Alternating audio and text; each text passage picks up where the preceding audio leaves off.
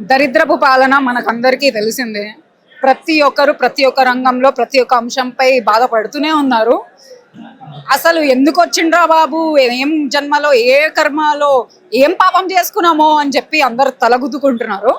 ఆయన పాలన అట్లుంది. పాలనే కాకుండా ఇప్పుడు మన కొంప ముంచడానికి, మనకు నీళ్లు ముంచడానికి కూడా తరలి వస్తున్నాడు. ఆడబిడ్డలను కోటీశ్వరులను చేస్తాను ఆయన అంటే నువ్వేమో కొంప ముంచడానికి వస్తుండు, ఆగం చేయడానికి వస్తుండు అని మీరు అంటారు.